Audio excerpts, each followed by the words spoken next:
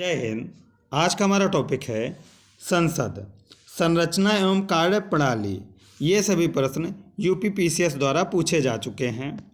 पहला पॉइंट दिया है, अनन्य रूप से शासकीय तंत्र से संबंधित थी। पॉप एपीलबी रिपोर्ट अनन्य रूप से प्रशासकीय तंत्र से संबंधित थी। संसदीय संप्रभुता नहीं है। भारत में संसदीय संप्रभुता नहीं है। लोकसभा द्वारा पारित धन विधेयक राज्यसभा के द्वारा भी पारित मान लिया जाएगा यदि राज्यसभा द्वारा उस पर कोई कार्यवाही नहीं की जाती। 14 दिनों तक अगर कोई कार्यवाही नहीं की जाती है तो उसे राज्यसभा से भी पारित मान लिया जाता है। यदि उपाध्यक्ष लोकसभा की अध्यक्षता कर रहे हों तो उन्हें एक अधिकार प्राप्त है कि वह मत बराबरी की अवस्था में मतदान कर सकते हैं, इसके अलावा कुछ नहीं। भारतीय संसद में शामिल हैं राष्ट्रपति एवं दोनों सदन, ये भारतीय संसद में शामिल हैं। भारत की संसद के संबंध में सही कथन नहीं है। मंत्रिमंडल की सदस्यता निम्न सदन तक सीमित है, यह कथन गलत है। पार्लियामेंट द्वारा दिसंबर 1999 में निर्मित कानून के अनुसार एक नागरिक के वयस्क होने की कानूनी आयु है 18 वर्ष है। लोकसभा और राज्यसभा में गण पूर्ति की संख्या है कुल सदस्यों का 1/10। संविधान की विषय सूचियों में दिए गए विषयों के अतिरिक्त विषयों पर कानून बना सकता है केवल संसद बना सकती है। संसद में शून्यकाल का समय होता है दोपहर 12 बजे से अपराह्न 1 बजे तक। संसद राज्य सूची के विषय में संबंध में कानून बना सकती है। यदि राज्यसभा ऐसा संकल्प पारित करती है तब संसद राज्य सूची के विषय में कानून बना सकती है। लाभ के पद का निर्णय करेगा राष्ट्रपति एवं राज्यपाल। संघीय संसद ये लाभ के पद को निर्णय करती हैं। संसद की बैठक 1 वर्ष में होना आवश्यक है, 2 बार होना आवश्यक है। भारतीय संविधान में अवशिष्ट शक्तियां सन्निहित हैं।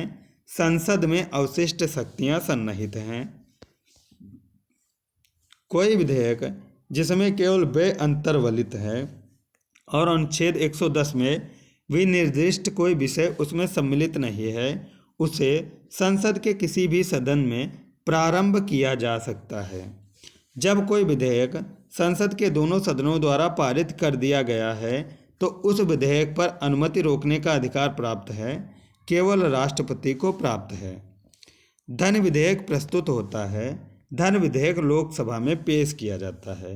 राज्य सूची में सम्मिलित विषय के संबंध में राष्ट्रीय हित में विधि बना सकती है केवल राज्यपाल बना सकते हैं। संविधान के अंतर्गत राज्यों की सीमाओं को परिवर्तित करने की शक्ति संसद को प्राप्त है। वो किसी राज्य की सीमा को बढ़ा सकती है और घटा सकती है। नए राज्यों की स्थापना करने की विधायिनी शक्ति प्राप्त है संसद को प्राप्त है किसी नए राज्य के निर्माण के लिए। भारत के किसी राज्य में विधान परिषद का सृजन अथवा उसकी समाप्ति की जा सकती है। राज्य विधानसभा के तत्व संबंधी संकल्प पारित करने पर संसद द्वारा भारत के किसी भी राज्य की विधान परिषद की समाप्ति की जा सकती है। संसद में लेखा के लिए वोट आवश्यक होता है जब सामान्य बजट के समय सीमा के अंदर पारित होने की आशा नहीं हो, तब लेखा के लिए वोट आवश्यक है। लोकसभा में किसी विधेयक पर आम बहस होती है। द्वितीय वाचन के समय लोकसभा में किसी विधेयक पर आम बहस होती है। भारतीय संघ की विधायी शक्तियाँ निहित होती हैं। संसद में भारतीय संघ की विधायी शक्तियाँ निहित हैं। बजट का प्रस्तुतिकरण, बजट पर चर्चा, विनियोग विधेयक को पारित करना एवं वित्त विधेयक को पारित करना, ये सभी चरण सम्मिलित होते हैं, सामान्य वित्तीय विधायन से संबंधित होते हैं। निश्चित अवधि के लिए भारतीय संचित निधि से धन निकालने के लिए संघ सरकार को अनुमति प्रदान करता है। लेखानुदान अनुमति प्रदान करता है। भारतीय संसद के दोनों सदनों की संयुक्त बैठक होती है।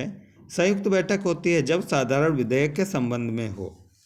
भारतीय संसद के दोनों सदनों की प्रथम संयुक्त बैठक हुई थी। पहली संयुक्त बैठक हुई थी दहेज उन्मूलन विधेयक के संबंध में। सबसे पहले दोनों सदनों की संयुक्त बैठक हुई थी। भारतीय संसद की संप्रभुता प्रतिबंधित है, न्यायिक समीक्षा से प्रतिबंधित है। लोकसभा के अध्यक्ष, लोकसभा के उपाध्यक्ष, लोकसभा के महासचिव एवं राज्यसभा के अध्यक्ष सम्मिलित हैं, संसद के अधिकारियों में सम्मिलित हैं। शून्यकाल संसदीय व्यवस्था की देन है, भारत ने दी है इसको। 2013-14 में अंतिम क्षणों में भारत की संसद के समक्ष से वापस लिया गया दागी विधायकों से संबंधित विधेयक को वापस ले लिया गया। राष्ट्रपति, राज्यसभा एवं लोकसभा से मिलकर निर्मित होती है संसद। ये तीनों ही संसद के अंग हैं। ये थी हमारी आज की वीडियो छोटी सी। उम्मीद करता हूँ वीडियो पसंद आई। वीडियो पसंद आए तो लाइक करें, चैनल पर नए हैं तो सब्सक्राइब करें।